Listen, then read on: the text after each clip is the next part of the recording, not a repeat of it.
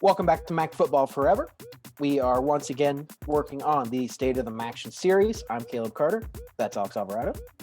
And we're here to talk about the Miami REDHAWKS, your team that played the least amount of games in the MAC alongside, a couple other teams. But, yeah, well, they didn't even get to play each other. Wonderful. First year, the Battle of the Bricks wasn't played in many, many decades. So we didn't get to see Miami a lot this year. We Same saw for them. Battle of the Bell. That's true. Not the Marshall one, but the Miami-Cincinnati one. Wow. Shoot. But in fairness, that game hasn't really been played in 20 years. Anyways.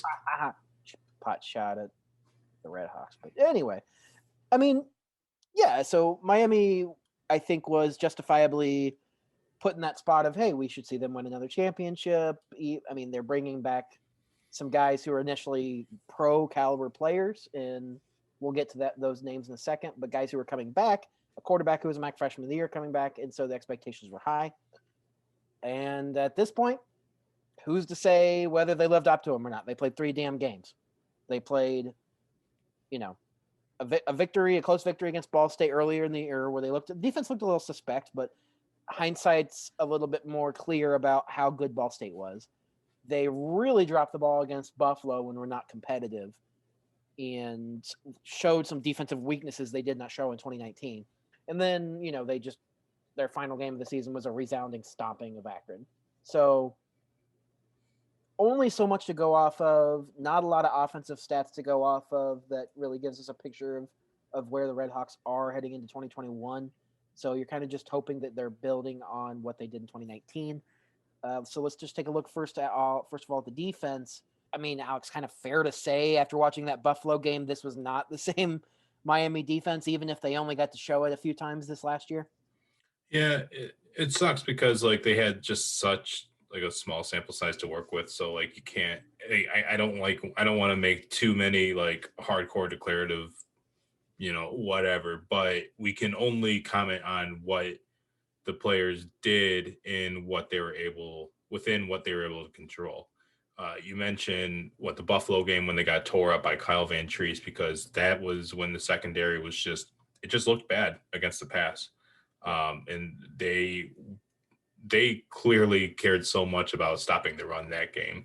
And they just got beat over top. But it was sad because okay, you only get beat over the top so many times before it becomes a real problem. Yeah. And that was the problem because they lost 42-10. Oh man, things did not look good in that game. They ran away with it. It's like a championship team that just stopped trying. And it's who's to say whether they actually stopped trying or if Buffalo just kind of beat them into submission, because it felt like more of the latter there.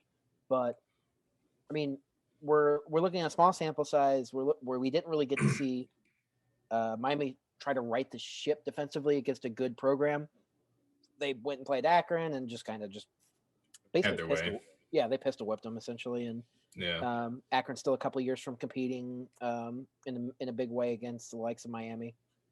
They only kept it close. Akron only kept it close in 2019 because it was just kind of a meaningless game at that point, with Miami having the East locked up at that time. But Miami was not in that position this year. They weren't playing the last few weeks of the season this year. And what did they get out of the season? They got a couple games in November, and that's really it. So they beat Ball State, and then they lost to Buffalo, and then they beat Akron, and that was it. So I mean, we're looking at a team that the defense wasn't quite the same, but I mean, we're looking at a MAC championship winning offense and a 50-point a game scoring offense that they had their struggles with, and then an Akron team they absolutely should just destroy, and they did. Mm-hmm. So yeah, and I want to kind of think that maybe in Buffalo there was so much offensive inefficiency that the defense just couldn't get off the field until it was their souls were taken away from them. Yeah. So I'm sure fatigue might have had something to do with it, but it was only the second game too. I mean, who's really to say again? But that I don't want to say all this to be oh, now it's bad. Miami's still an incredibly talented defensive unit. It always was, because that's the way the team was built.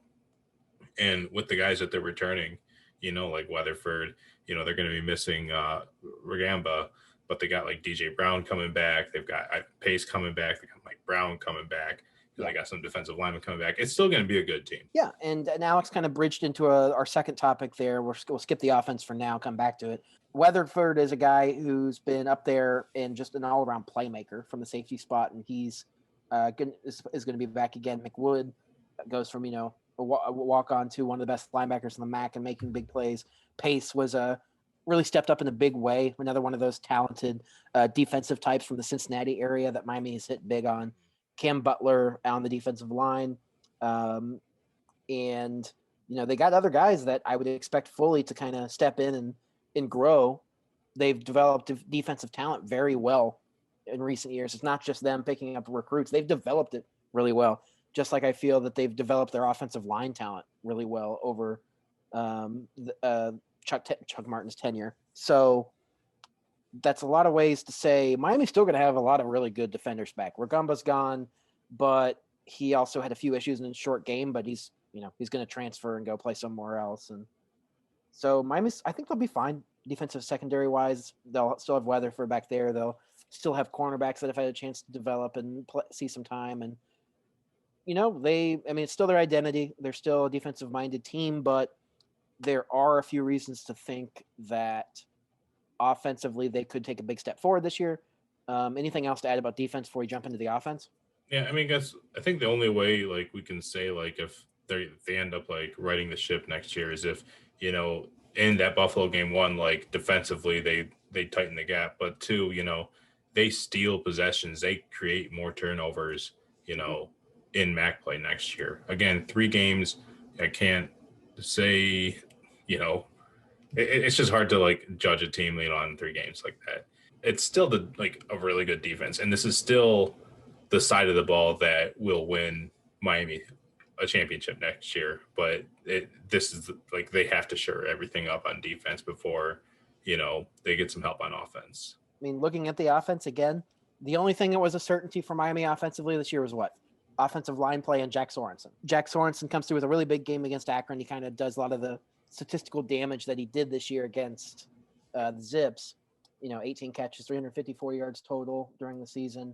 I've kind of already spoken about him pretty glowingly and for pretty good reason. He's the feature guy. He's, for whatever, Antonio Nunn was for Buffalo, what Tyrese Ritchie was for NIU, Jack Sorensen is for Miami even more, really, because they didn't have really any significant wide receiver production outside of Sorensen. Nobody had more than 6 catches in the 3 games. Some guys like Mac Hickenhammer, Jack Cole-Iron, and Jalen Walker, I think combined for 14 or 15 catches between the 3 of them.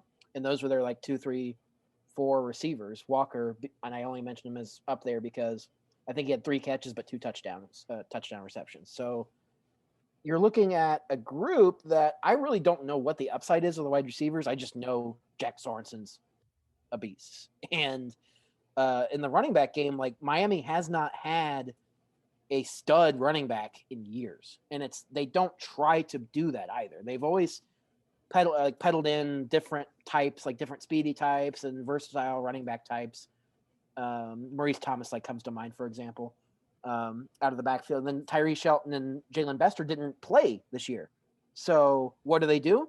And I think we say, okay, I think Miami really needs to go get a transfer running back, especially at a time where running backs semi-productive running backs at P5 levels are transferring in a way that there's never been anything even remotely similar. So what do? They go and get Isaiah Bowser, and that immediately makes their running back room 2 times, 3 times, 4 times as good. Because I don't know. I'm not. We've already agreed on this. We're going to probably disagree on this again. So yeah, go for it. I don't know if it's 3 or 4 times better. I don't even know if it's 1 times better. I still think it's still just Miami's offensive line.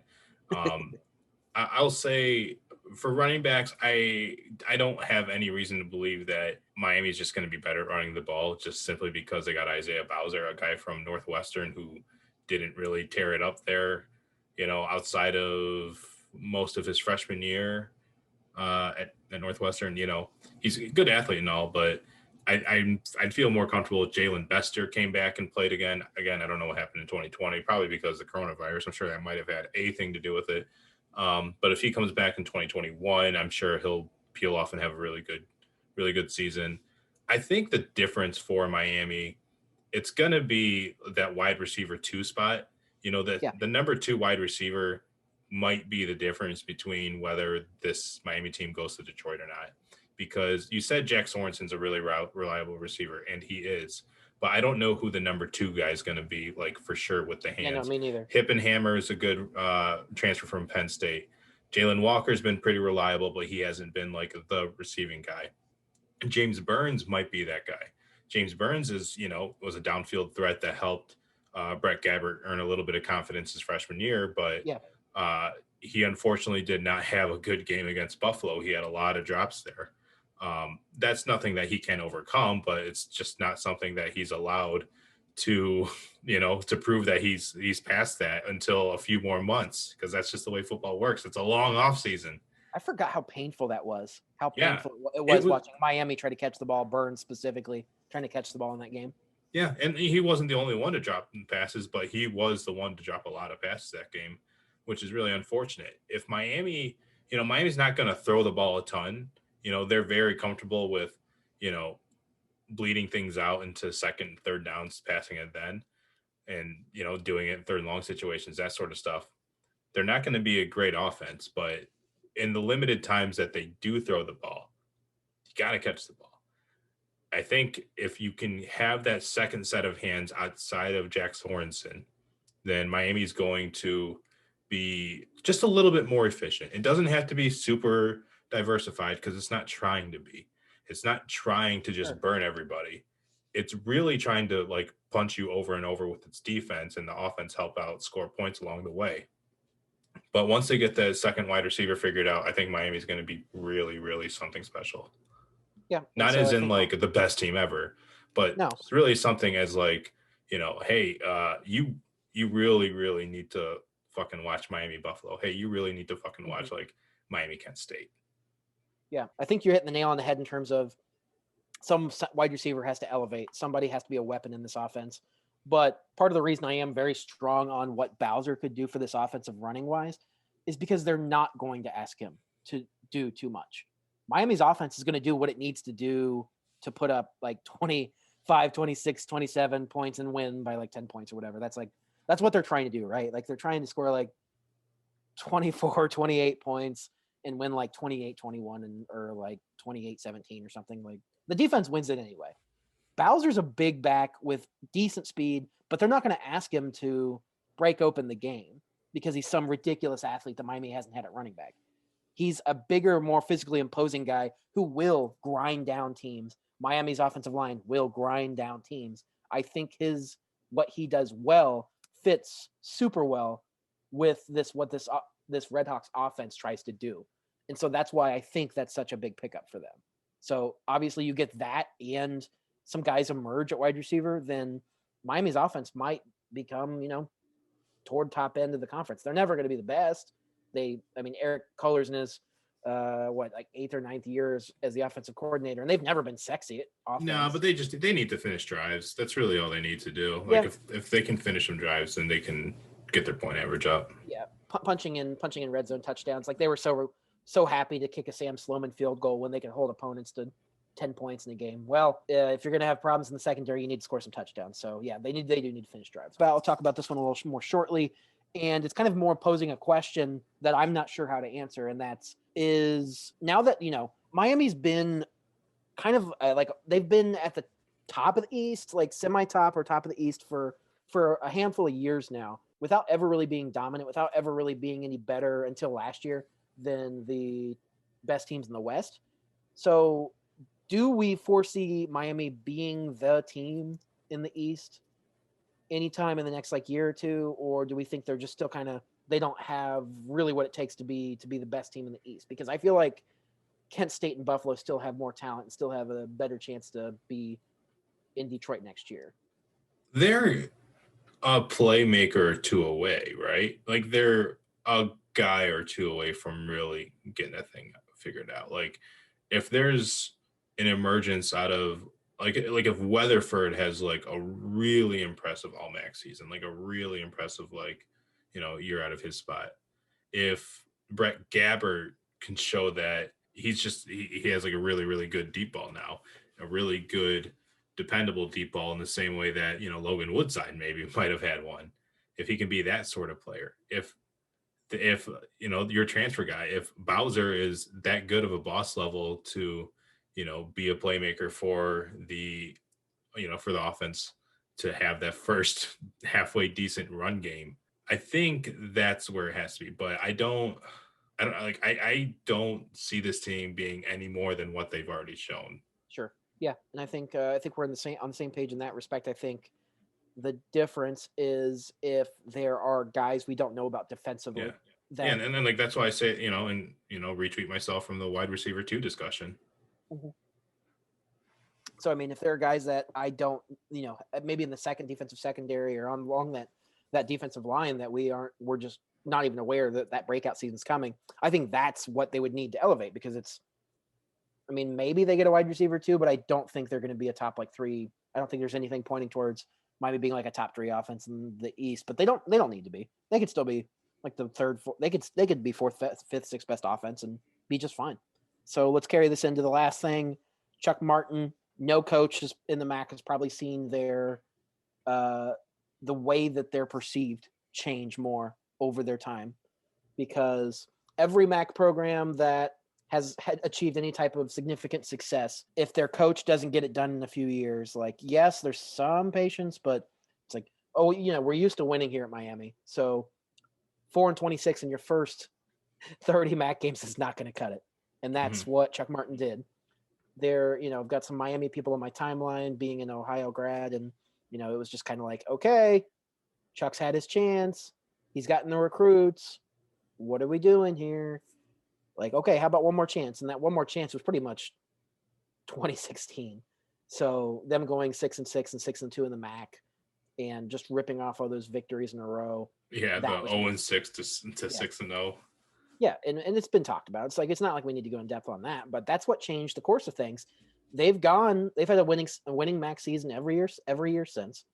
They had 4 consecutive 6-2 seasons. You don't need to be better than that at Miami, and you're not almost ever going to be better than that if you're not, NIU for most of the last decade before. So Miami doesn't need to ever expect to win 7 or 8 games in the MAC. They can be very comfortable at 5-6 wins almost every year and still have things where they need to be as a program. And so Chuck Martin still has Miami where they should expect to be. They should still, you and I basically feel like, there are a few players potentially away from developing that if they do, they're a MAC East champion again. So Miami's where it needs to be. I don't think there's any doubt that they've put themselves in position to be the representative of the East in the MAC championship game pretty much every year now. I don't know that most years they probably wouldn't be my favorite, just because they never have like that breakthrough offensive talent necessarily. But I still think every year I expect them to be in position to get to Detroit and piss me off as an Ohio fan.